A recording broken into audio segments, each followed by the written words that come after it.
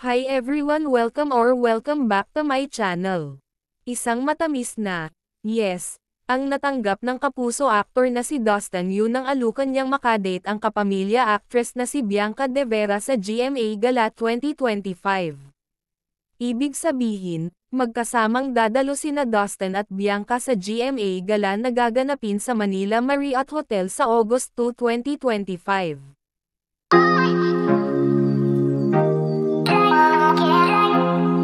Sina Dustin at Bianca ang naging final duo sa katatapos lang na PBB Celebrity Collab Edition.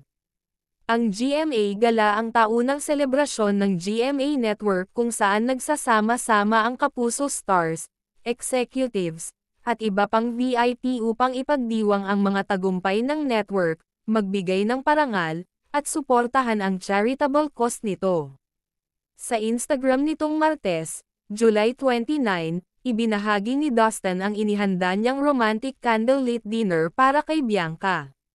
Sa video, makikitang naka-blindfold si Bianca nang pumasok sila ni Dustin sa isang silid. Nang tanggalin ang kanyang piring ay gulat na gulat ang aktres sa nakita niyang setup ng dinner nila ni Dustin. Sa kalagitnaan ng kanilang pagkain, inaya ni Dustin si Bianca na tumayo at pumunta sa bintana ng kanilang silid. Dito na nakita ang letter LED light na, Gala.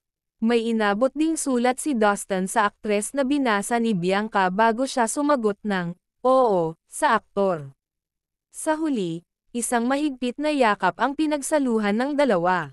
May parte pa sa video na hinalikan ni Dustin si Bianca sa noo habang nakayakap sa kanya ang binata. Bukod sa video, ini-upload din ni Dustin ang mga kuhang litrato sa naging dinner nila ni Bianca.